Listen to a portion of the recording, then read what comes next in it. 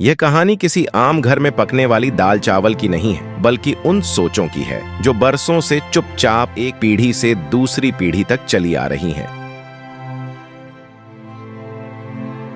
गांव में सुबह का समय था। हल्की ठंडी हवा चल रही थी। आंगन में मुर्गियों की आवाजें गूंज रही थीं और चूल्हे पर रखे बर्तनों की हल्की सी खनक यह बता रही थी कि दिन शुरू हो चुका है। रसोई में आयशा रोज की तरह काम में लगी हुई थी।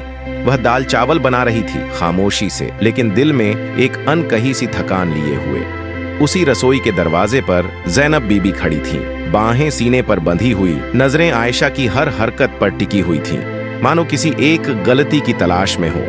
अचानक वह बोल पड़ी, दाल इतनी पतली क्यों है? आयशा ने कोई जवाब नहीं दिया, बस सिर झुका लिया और अपने काम में लगी रही। ज़ैनब बीबी ने चम्मच से दाल चखी, चेहरा बिगड़ा और फिर से डांट पड़ी। यह दृश्य देखते ही उनके जहन में अतीत की एक तस्वीर उभर आई। वह खुद भी कभी इसी रसोई में खड़ी थीं, वही दाल चावल, वही चूल्हा और सामने खड़ी उनकी अपनी सास, जो उन्हीं शब्दों में उन्हें डांटा करती थी, जो आज वह आयशा को सुना रही थी।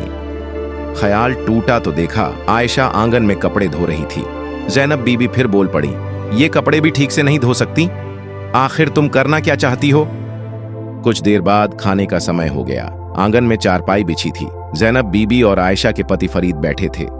सामने बड़ी सी थाली में दाल चावल रखे थे। आयशा खामोशी से प्लेटों में खाना परोस रही थी। खाते हुए भी ज़ैनब बीबी चुप न रह सकी।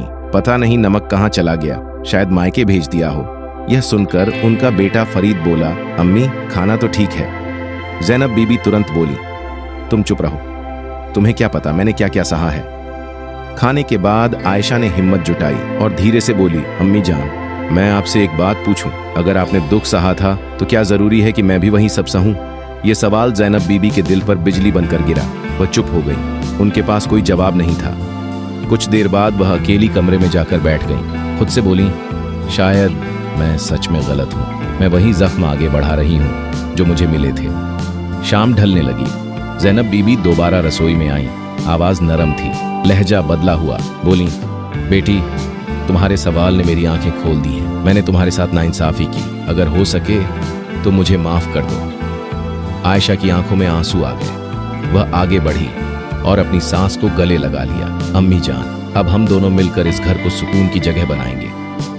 अगले दिन दाल चावल फिर बनी, लेकिन इस बार जायका बदल चुका था, क्योंकि अब उसमें तानों की जगह मोहब्बत शामिल थी। सीख यही है, जो जख्म हमें अतीत में मिले हों, अगर हम उन्हें आगे बढ़ाएंगे तो सुकून कभी नहीं मिलेगा, लेकिन अगर हम उन्हें यहीं रोक लें तो घर जन्नत बन सकता है।